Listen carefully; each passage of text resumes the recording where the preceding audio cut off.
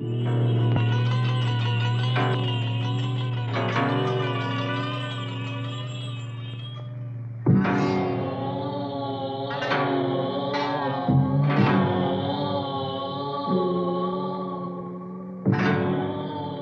come to remember, so we all will not forget. Each offering, a fragile memorial. Each name, a human being who died in the dawn of the nuclear age. Each prayer, a fervent hope that the warning of Hiroshima would not go unheeded. Each year, a reminder of time lost in the struggle to curb our awesome genius for death.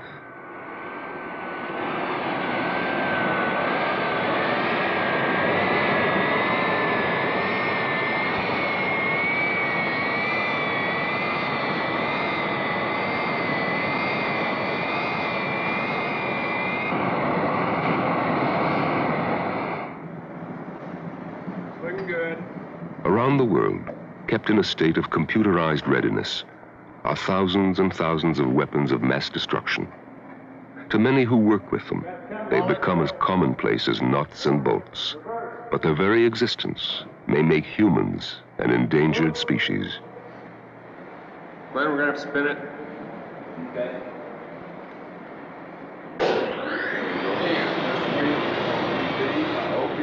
40 feet below the surface, a tour of duty begins in the missile launch capsule, suspended from giant shock absorbers within a specially hardened concrete case. The capsule is reached by a door 8 feet thick and blast-proof. Across the world, but only minutes away by missile, their counterparts, or targets, are probably doing much the same thing. Transmode rotary switch to cable. Yes, cable. 02. Okay, 02 is called up. Select test rotary switch to GST.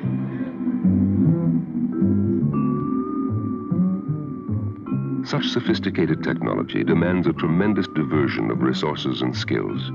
1 out of every 4 of the world's scientists is engaged in defense-related pursuits. 40% of the world's research and development spending is devoted to military purposes, most of it with no conceivable civilian use. It is estimated that 60 million people are engaged in military-related occupations. The arms industry has become the world's single largest employer, and to most of those involved, it's just a job. Each makes a contribution so tiny, the whole picture is so complex. The nuclear race has become an institution, a huge, dangerous monster that nobody wants, and yet is exceedingly difficult to stop.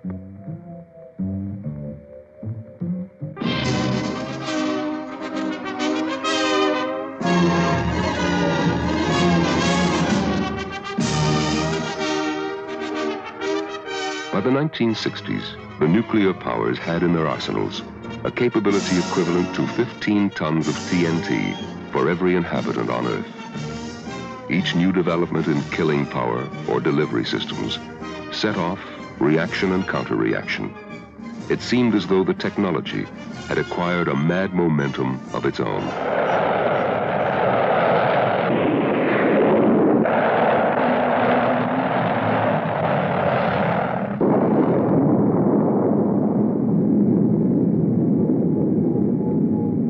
The mushroom cloud has become part of the universal awareness. Most of mankind has never known a world free of its threat.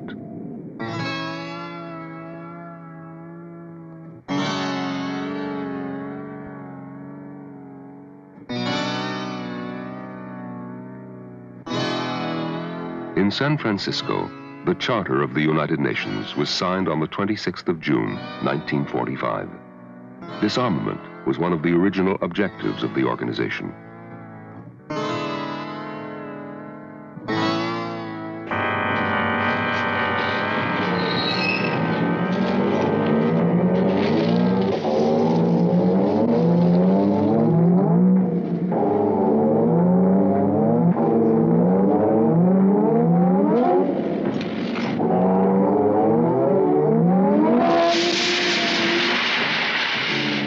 Just 41 days after the birth of the United Nations, on the other side of the Pacific, the first atomic bomb was dropped on Hiroshima.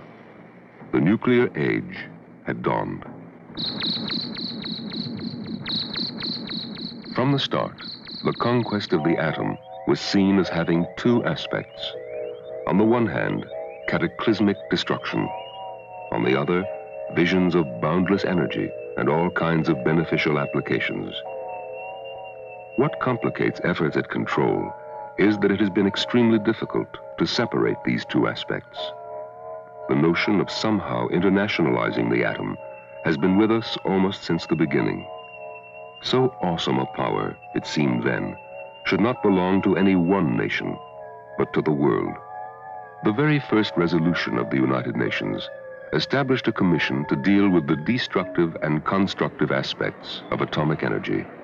In 1946, when only the United States had nuclear weapons, she proposed that when an adequate control system has been agreed upon and put into operation, manufacture of atomic bombs shall stop. 2 existing bombs shall be disposed of pursuant to the terms of the treaty. And 3, the authorities shall be in possession. The Soviet Union submitted a draft convention to eliminate first all atomic weapons, present and future, with the control agreement coming later. The prohibition of atomic weapons, as well as all other weapons of mass destruction, should constitute by itself the first important stage in the fulfillment of the General Assembly decision mentioned above. It would correspond to the fundamental interests. The issue became deadlocked from the very outset.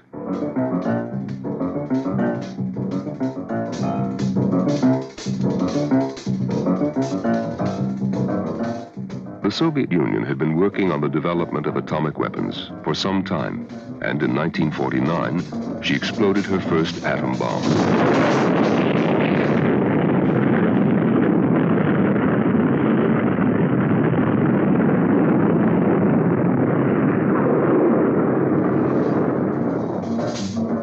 In an atmosphere of deepening suspicion and mistrust, the arms race began in earnest.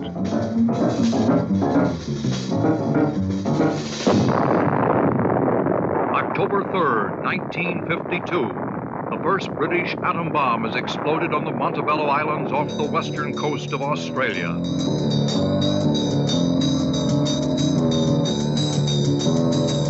Rivalries deepened with the Cold War.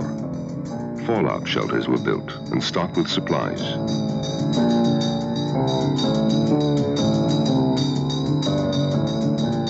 School children were taught what to do when the warning sounded.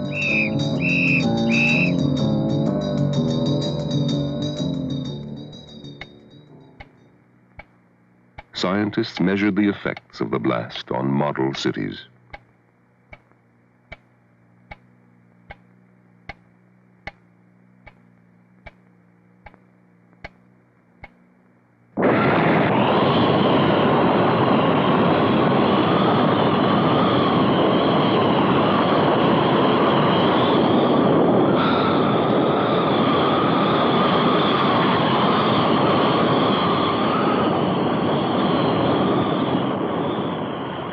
In 1953, another attempt at internationalization of the atom at the United Nations. The governments principally involved, to the extent permitted by elementary prudence, to begin now and continue to make joint contributions from their stockpiles of normal uranium and fissionable materials to an international atomic energy agency.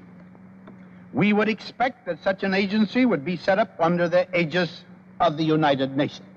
In 1957, the International Atomic Energy Agency was formed, with headquarters in Vienna. The statute of the IAEA provides that the agency should act as a kind of central bank of fissionable material with international safeguards. But the promise of the peaceful atom was slow in developing. The agency gave technical assistance to member nations in the applications of radioisotopes, training of personnel, and guidelines for reactor safety and design. Most important, it developed a system of inspection to keep track of the fissionable materials used. The inspection system was to become important many years later. As early as 1954, India had suggested a standstill agreement to stop test explosions. During the next few years, the question of test ban became the focus of sustained discussions at the United Nations. In 1958, the Soviet Union announced unilateral suspension of nuclear testing. Later, the United States and Great Britain followed suit. But the suspension lasted only 3 years.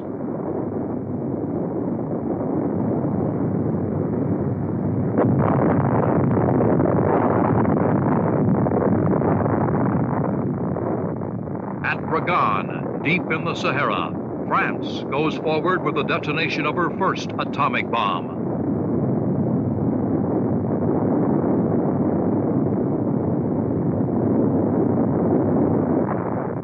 In Geneva, year after year, the diplomats talked in the Disarmament Committee on various proposals by the major powers. In 1959, the General Assembly declared the question of general and complete disarmament as the most important one facing the world. Even as they talked, the bomb tests continued. Bigger and more powerful bombs, the hydrogen bombs.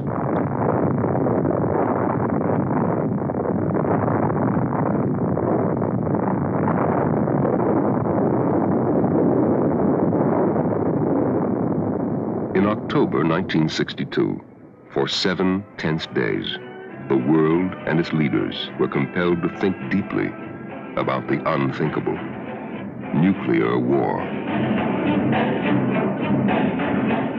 It was the first time since the atomic age began that the two major nuclear powers confronted each other dangerously close to the brink of war.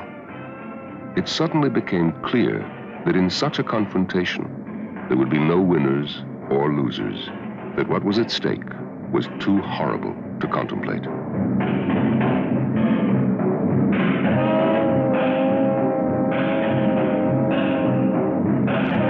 The tension subsided. The world breathed easier. The only victory was for all mankind.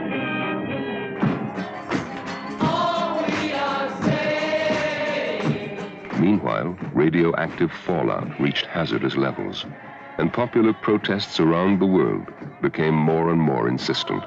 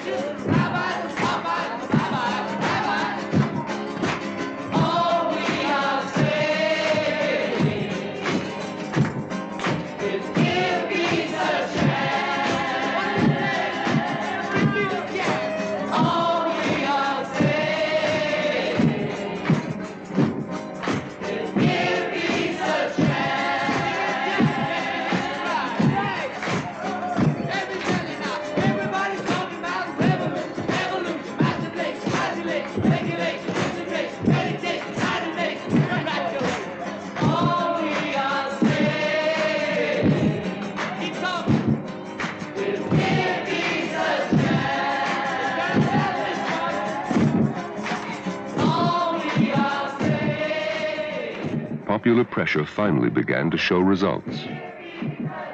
To make clear our good faith and solemn convictions on this matter, I now declare that the United States does not propose to conduct nuclear tests in the atmosphere so long as other states do not do so. The moratorium, high-level talks, and continued negotiations finally ripened into the Partial Test Ban Treaty, signed in Moscow in August 1963.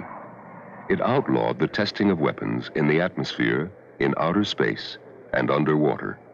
The Moscow Treaty was a major international agreement which freed mankind from the danger of atomic radiation. The treaty was supported by an overwhelming majority of countries, but only 3 of the nuclear powers signed the treaty, and it did not ban underground testing. In 1964, China began atmospheric testing.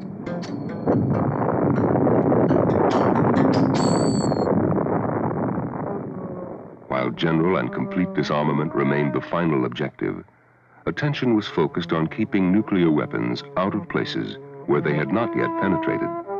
The Antarctic Treaty, the Outer Space Treaty, the Seabed Treaty.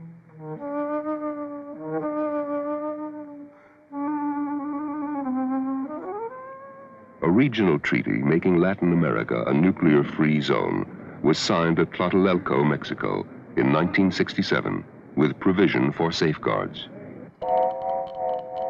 Many countries possess uranium, but at such low concentrations that the cost of extracting would be prohibitive. Most of the uranium used in research and power reactors has been enriched. The process of enrichment is extremely complex and expensive, requiring advanced technology. Nuclear reactors produce as a dangerous byproduct plutonium, the basic fissile material for efficient nuclear weapon production. Any country which has access to nuclear fuel, industrial capacity, technical know-how, and capital can produce nuclear bombs. By the late 60s, in addition to the 5 nuclear weapon states, there were several dozen states close to nuclear weapon capability. The nuclear powers continued the development and stockpiling of even deadlier and more sophisticated weapons. But now, there was a new risk: the spread of such weapons to more countries. Le vote commence. Rwanda, abstention. Saudi Arabia, abstention. In an effort to contain this risk, the most significant agreement of the 60s, the Non-proliferation Treaty, was patiently and painstakingly hammered out at the United Nations. The treaty came into force on the 5th of March, 1970, when instruments of ratification were deposited in Moscow, Washington, and London. I will now invite their excellencies, the Soviets and The Non-proliferation Treaty, or NPT, provides that states without nuclear weapons agree not to acquire them, but obtain technical assistance in their peaceful nuclear programs, subject to international safeguards and inspection. The nuclear weapon states, for their part, undertake not to transfer to any recipient nuclear weapons or explosives, nor assist a non-nuclear state to acquire them. Further, they agree to pursue negotiations in good faith to halt the nuclear arms race and ultimately to disarm. A majority of United Nations member states ratified the Non-proliferation Treaty, but some militarily significant states did not, and to several states which did not sign, it seemed to freeze an uneven status quo.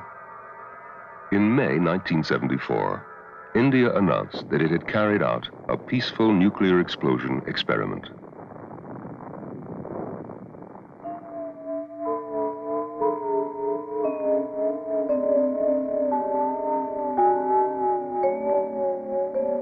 With the sharp increase in fossil fuels, more and more countries are adopting a nuclear alternative. A number of countries are acquiring their own fuel reprocessing plants, which could lead to an uncontrolled spread of nuclear weapon capabilities.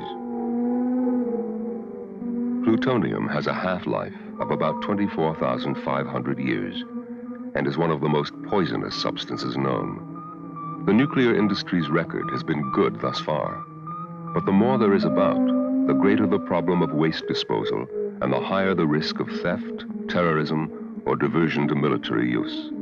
And at the present rate of increase, by the year 2000, the world will be producing enough plutonium to make more than 750,000 Nagasaki-sized bombs a year.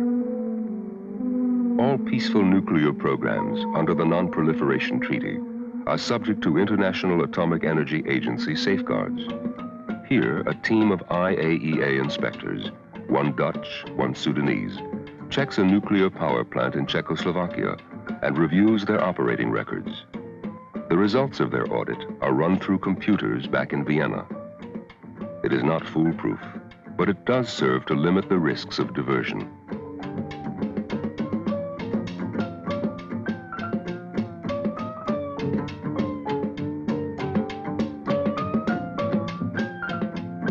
No non-nuclear state which is a party to NPT has acquired nuclear weapons.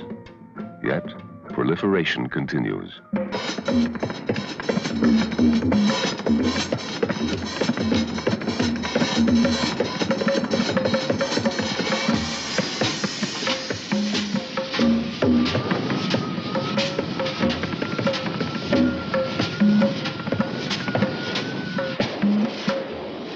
Despite some progress at limitations and control, the last few years saw the greatest accumulation of killing power in all of human history.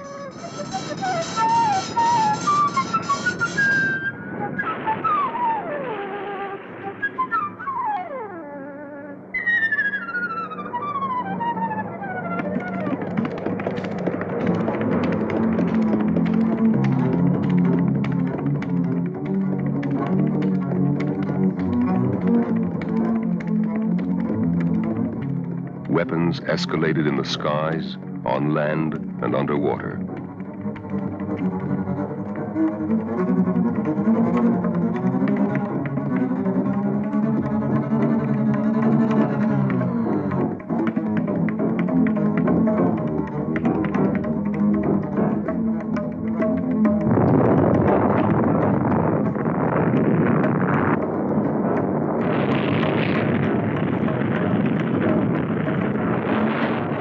Testing of nuclear weapons still goes on.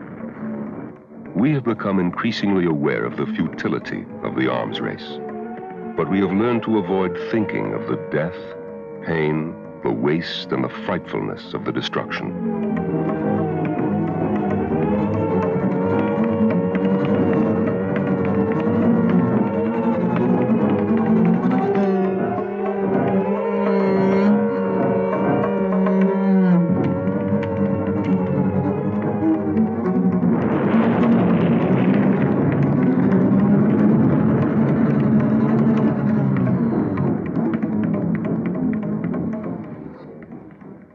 Appreciable progress is being made in bilateral treaties and international agreements to narrow the differences between the two sides. These might seem slow, but efforts are being pursued in all areas of nuclear disarmament, because the risk of allowing the nuclear race to continue threatens our very survival. The nuclear arms race and its inherent threat of ultimate disaster is by far the greatest peril the world faces today. It is my firm belief that this danger can only be averted by halting the development and production of nuclear weapons and eliminating existing stockpiles. The United Nations has a vital role to play in bringing this to the attention of the world community and encouraging urgent action. Regrettably, the arms buildup continues and acquires ever more dangerous forms.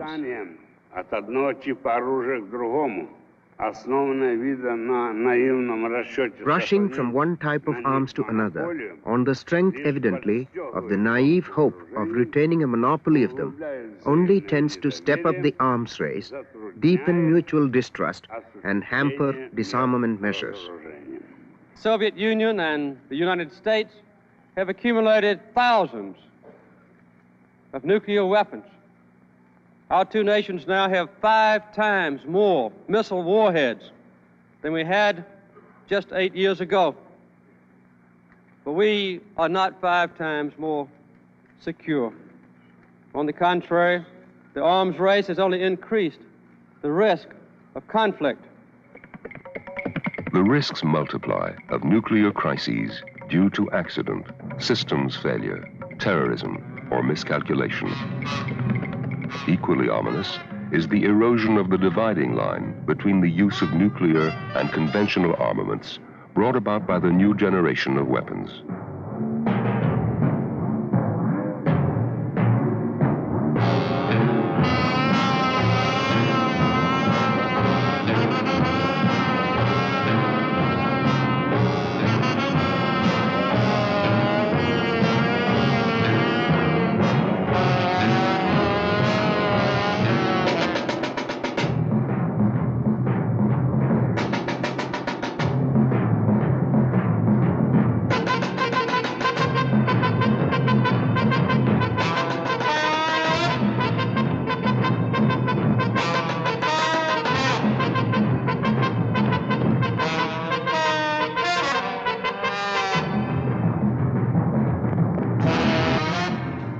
continuing arms race on all peoples of the world.